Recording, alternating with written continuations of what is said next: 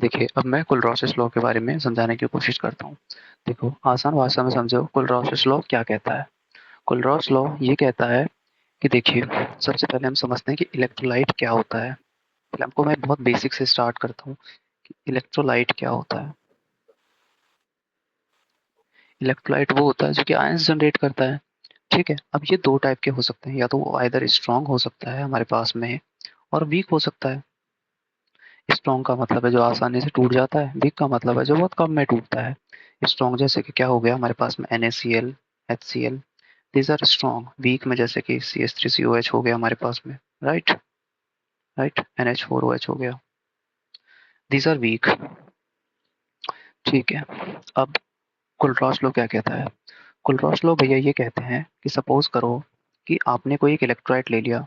Suppose करो कि आपने एक स्पून है, ठीक है, एक चम्मच आपने स्पून के अंदर कोई भी इलेक्ट्रोलाइट ले लिया। पहले मैं दोनों इलेक्ट्रोलाइट्स के बारे में आपको डिफरेंशिएट करके बताता हूँ कि स्ट्रॉन्ग होगा तो क्या होगा, वीक होगा तो क्या होगा, ठीक है? समझना इस बात को ध्यान से,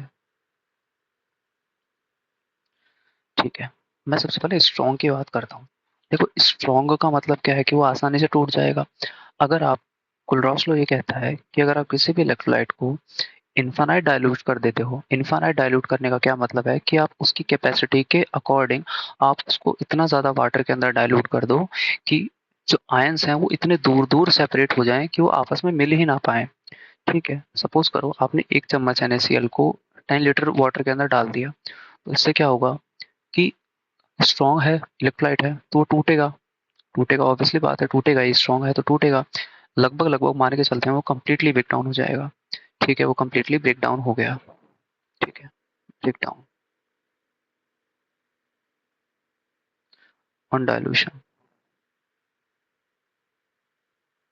डाइल्यूशन करने पे ब्रेक डाउन हो गया, ठीक है? अब देखो क्या होता है कि अगर आयंस में बॉन्डिंग अच्छी है, सपोज़ करो कि अगर 2 आयंस हैं जिससे आपने बॉन्ड बनाया है, अगर उसमें इलेक्ट्रोनेगेटिविटी डिफरेंस जो है बहुत कम है, सपोज़ करो एक का 5 है, दूसरे का 6 है, तो उन दोनों को पास आने में कोई ख़ास ज़्यादा फ़र्क आएगा नहीं, लाइक कोई अच्छा इंटरेस्ट मिलेगा नहीं कि यार टूट कर भी हम वैसे ही थे और जुड़कर भी हम ऐसे ही थे, कोई ख़ास बेनिफिट हमको मिल नहीं रहा है, तो बेहतर है दूर-दूर रहते हैं, ठीक है? दूसरी चीज़ ये है कि अगर इलेक्ट्रोनेगेटिविटी डिफरेंस ज़्यादा है, सपोज़ लाइक जैसे कि NaCl है, तो सोडियम बहुत ज़्यादा इलेक्ट्रोपॉजिटिव है और क्लोराइड बहुत ज़्यादा इलेक्ट्रोनेगेटिविटी, तो काफ़ी ज़्यादा इलेक्ट्रोनेगेटिविटी डिफरेंस है इन दोनों के बीच में। तो अगर ये सेपरेट भी होते हैं, तो क्या होगा कि दोनों आयंस एक दूसरे के पास आने की कोशिश में करेंगे, ठीक है? दोनों आयंस एक दूसरे से पास आने की कोशिश करेंगे, पास आएँगे तो क्या होगा? बॉन्ड फॉर्म करेंगे, बॉन्ड फॉर्म करेंगे तो उससे क्या होगा, जो ओवरऑल सॉल्यूशन के अंदर आयन हमको बहुत कम मिलेंगे, कम होंगे तो कंडक्टिविटी कम होगी, ठीक है? ये तो हो गई नॉर्मल सी बात। अगर हम मानकर चलते हैं कि सपोज़ करो कि हमने 100 मॉलिक्यूल्स थे NaCl के, जिसमें से 100 के 100 टूट गए, लगभग 99% ब्रेक डाउन हो गया। अगर 90% भी सोडियम और क्लोराइड के मॉलिक्यूल्स आपस में आके कंबाइन हो जाते हैं, ठीक है, और 10% एक दूसरे को ढूंढ नहीं पाते हैं, तो उनकी वजह से क्या होगा? उनकी वजह से थोड़ी बहुत कंडक्टिविटी तो आएगी, ठीक है? सपोज करता हूँ कि हम जो वो बॉन्ड बना लिए हैं, सोडियम और क्लोराइड का बॉन्ड बन चुका है, उनको हम नेग्लेक्ट करते हैं एक बार के लिए, साइड करके देखते हैं, तो जो 10% जो मॉलिक्यूल्स बने हैं ना, उनकी कंडक्टिविटी किस बात पे डिपेंड करेगी? उनकी कंडक्टिविटी, जो सोडियम है और क्लोराइड है, उनकी कंडक्टिविटी किस बात पे डिपेंड करेगी कि सोडियम कितना अच्छा मूव कर सकता है पानी में और क्लोराइड कितना अच्छा मूव कर सकता है। ये मैं कुछ इस तरीके से बता रहा हूँ। सपोज करो कि 90% सोडियम और क्लोराइड ने बॉन्ड बना लिया, 10% नहीं बनाया। एक तरफ सपोज करो सोडियम पड़ा है इंडिया में, दूसरी तरफ जो क्लोराइड पड़ा है वो पड़ा है कनाडा में, ठीक है? बहुत ज़्यादा डिस्टेंस है। लेकिन फिर भी वो इलेक्ट्रिसिटी कंडक्ट कर पा रहे हैं, क्यों? क्योंकि वो आप वैसे तो मूव कर ही रहे हैं ना सॉल्यूशन में। ये इस बात पर डिपेंड करता है कि वो जो आयन है वो कितना मोबाइल है, कितना मूव कर सकता है, उसकी मोबिलिटी की टेंडेंसी कितनी है, उसकी मोलर कंडक्टिविटी कितनी है, कि किसी भी सॉल्यूशन के अंदर आने पर वो कितनी इलेक्ट्रिसिटी या कितनी कंडक्टिविटी जनरेट कर सकता है, वो उस खुद आयन की खुद की प्रॉपर्टी है। आई होप आपको ये बात समझ में आ रही होगी। सपोज सोडियम है और ये क्लोराइड है, मैंने ये बोलना चाह रहा हूँ कि अगर बहुत दूर दूर पड़े हैं ये दोनों आयंस, तो अगर इलेक्ट्रिसिटी या कंडक्टिविटी, आसान भाषा में बोलो तो कंडक्टिविटी अगर जनरेट हो रही है, तो वो इसके खुद के अस्तित्व की वजह से हो रही है कि सोडियम कितना मूव कर सकता है, सोडियम कितनी कंडक्टिविटी जनरेट कर सकता है, ठीक है? ये तो हो गई स्ट्रॉन्ग इलेक्ट्रोलाइट की बात। अब दूसरी तरफ देखना, वीक इलेक्ट्रोलाइट है, वीक इलेक्ट्रोलाइट है, बहुत कम टूटेगा, राइट, बहुत कम टूटेगा। सपोज करो कि आपने 5 ml लिया, 10 लीटर पानी के अंदर डाल दिया, तो क्या होगा इस वजह से, तो इसकी वजह से क्या होगा कि एक तो टूट ही बहुत कम रहा था, ऊपर से आपने डायलूट और कर दिया, और वो भी इन्फानाइट डायलूट कर दिया। इन्फानाइट डायलूट करने से क्या होगा, कोई इक्का दुक्का परसेंट अगर टूट भी रहा होगा, तो उसकी वजह से क्या होगा, इन्फानाइट डायलूट करने पे आयंस बहुत ज़्यादा दूर-दूर हो जाएँगे, और इनके बीच में कोई ऐसा खास बॉन्ड है भी नहीं कि एक दूसरे के पास आने की कोशिश करे। लाइक CH3COH है, अगर ब्रेकडाउन होता है तो CH3COO माइनस और H+ फॉर्म करता है, राइट। अब ये टूटने के बाद इन दोनों में कोई इतना गहरा प्यार है नहीं कि ये टूटने के बाद एक दूसरे के पास आने की कोशिश करे। सपोज करो जो CH3COO माइनस पड़ा है कहीं इंडिया के अंदर, और H+ पहुंच गया ऑस्ट्रेलिया के अंदर, तो इन दोनों में कोई इतना गहरा प्यार है नहीं कि एक दूसरे के पास आने की कोशिश में लगे रहेंगे, राइट। तो अब अगर इनको इलेक्ट्रिसिटी कंडक्ट करनी है या कंडक्टिविटी अगर जनरेट करनी है, मतलब उस सॉल्यूशन के अंदर जिसमें आपने इसको पटका है, अगर उसमें इसको कंडक्टिविटी जनरेट करनी है, तो वो इस बात पर डिपेंड करती है कि अकेला CH3COO माइनस कितना कंडक्टिविटी है, इसकी कितनी कंडक्टिविटी है, और H+ आयन उसकी कितनी कंडक्टिविटी है। तो कुलरॉस लॉ यही कहता है कि अगर कोई भी स्ट्रॉन्ग इलेक्ट्रोलाइट हो चाहे वीक इलेक्ट्रोलाइट हो, अगर आप उनको इन्फानाइट डायल्यूट कर देते हो, तो जो मोलर कंडक्टिविटी होती है वो इस बात पर डिपेंड करती है कि उस पर्टिकुलर आयन की खुद की कितनी कैपेसिटी है कंडक्टिविटी जनरेट करने की। मतलब इन्फानाइट डायल्यूट करने पे क्या होगा, आयन बहुत ज़्यादा दूर दूर चले जाएंगे, तो अगर वो कंडक्टिविटी जनरेट भी हो रही है तो वो सिर्फ इस बात पर डिपेंड करती है वो कि वो अकेला आयन कितना मोबाइल है, क्योंकि अब उसके साथ में कोई और है नहीं। ठीक है, आ रही है बात समझ में? तो इस वजह से क्या होता है कि कंडक्टिविटी एक तो डिक्रीज तो होती ही है, डिक्रीज इसलिए हो जाती है क्योंकि आपने इन्फानाइट डायल्यूट कर दिया। लेकिन अगर कंडक्टिविटी होती है, कंडक्टिविटी तो होगी, ऑब्वियसली बात है, क्योंकि आयंस ब्रेक होंगे तो कंडक्टिविटी तो जनरेट होगी। लेकिन वो कंडक्टिविटी जनरेट सिर्फ इस बेसिस पे होती है, वो खुद के आयन के इंडिविजुअल के बेसिस पे होती है कि उस आयन की खुद की कितनी मोलर कंडक्टिविटी है। अब आपको बात समझ में आई होगी कि मैं क्या बोलना चाह रहा था। ठीक है, अब मैं इसको और डिटेल में समझाने की कोशिश करता हूँ, देखिए क्या होता है, अगर आप इन्फानाइट डाइल्यूट कर रहे हैं किसी भी सॉल्यूशन को, तो उससे क्या होता है, देखिए, अगर आप किसी भी सॉल्यूशन को अगर आप इन्फानाइट डाइल्यूट कर देते हैं, चाहे आप उसके अंदर वी स्ट्रॉन्ग इलेक्ट्रोलाइट डालें या वीक इलेक्ट्रोलाइट डालें, तो उससे क्या होगा? उससे ये होता है कि जो दोनों आयंस हैं, वो दोनों आयंस बहुत ही ज़्यादा दूर-दूर चले जाते हैं।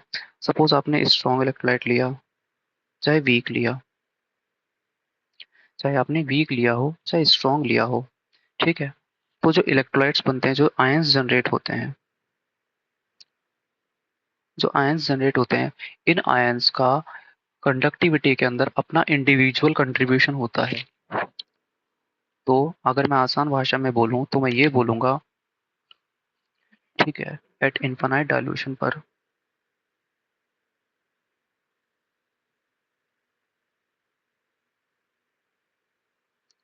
ईच आयन का कंडक्टिविटी जनरेट करने में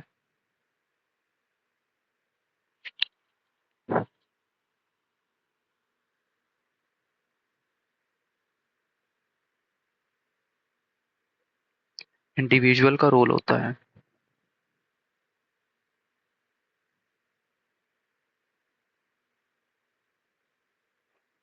आई होप आपको ये बात समझ में आई होगी। अब मैं इसको थोड़ा और प्रैक्टिकली देखना ध्यान से। जैसे मैं आपको एक चीज़ समझाने की कोशिश करता हूँ, जैसे कि अगर मैं यूजेस की बात करूँ, यूजेस ऑफ कुलरॉस लॉ, कुलरॉस लॉ के क्या-क्या यूजेस होते हैं, तो देखिएगा, समझना बात को, कि अगर मैं वीक इलेक्ट्रोलाइट लेता हूँ,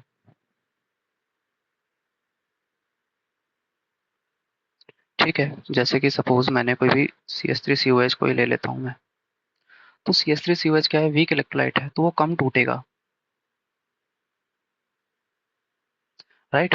तो हमें पता है कि ये अगर हमने 100% CH3COH डाला है तो उसमें से 1-2% ही ब्रेक डाउन होगा, ठीक है। तो हम इसकी मोलर कंडक्टिविटी या फिर ये कितना डिसोशिएट हुआ है, ये हम आसानी से निकाल सकते हैं, राइट। क्यों? क्योंकि एक बार टूटने के बाद में आसानी से जुड़ेगा नहीं, क्योंकि उसको जुड़ने के लिए कोई खास फायदा हो नहीं रहा है, राइट। समझ में आ रही है? अगर इसको जुड़ने में कोई फायदा हो रहा होता तो ये आसानी से टूटता नहीं, आई होप आपको मेरी बात समझ में आ रही होगी। अगर ये टूट रहा है आसानी से, इसका मतलब है इसको कोई खास बेनिफिट मिल नहीं रहा है, चाहे टूट के रहे चाहे जुड़ के रहे। ठीक है, तो अगर ये जो आयंस हैं अगर ये इन्फिनाइट डाइल्यूशन में जाएंगे तो ये आपस में आराम से फ्रीली सेपरेट होकर रहेंगे, इंडिविजुअली रहेंगे। CH3COO- कहीं और पड़ा होगा, H+ आयन कहीं और पड़ा होगा, तो बहुत सारे H+ आयंस मिलकर कंडक्टिविटी जनरेट कर रहे होंगे। तो H+ आयंस का खुद का इंडिविजुअली रोल होगा कंडक्टिविटी को जनरेट करने में, और CH3COO- का इंडिविजुअली रोल होगा कंडक्टिविटी जनरेट करने में। तो कुलरॉस लॉ हमको ये बोलता है कि इन्फिनाइट डाइल्यूशन करने पर जो वीक इलेक्ट्रोलाइट्स होते हैं, उनके जो आयंस होते हैं, उनका खुद का इंडिविजुअल रोल होता है कंडक्टिविटी जनरेट करने में। और जो कंडक्टिविटी होती है वो सम होती है कैटायन की मोलर कंडक्टिविटी के और एनायन की मोलर कंडक्टिविटी के लिए। अगर मैं लैम्डा एम इन्फिनाइट की बात करूं तो मैं बोलूंगा लैम्डा एम ऑफ एनायन, ठीक है, plus lambda M of cation, ठीक है, सॉरी, इसके सम के बराबर होती है, राइट। ये कुलरॉस लॉ भैया कहते हैं। दूसरी बात दूसरी बात ये है कि अगर मैं स्ट्रॉन्ग इलेक्ट्रोलाइट की बात करूं, अगर मैं कोई स्ट्रॉन्ग इलेक्ट्रोलाइट लेता हूं, जैसे कि अगर मैं HCl लेता हूं, तो HCl क्या होगा, break down into H plus plus Cl minus, right.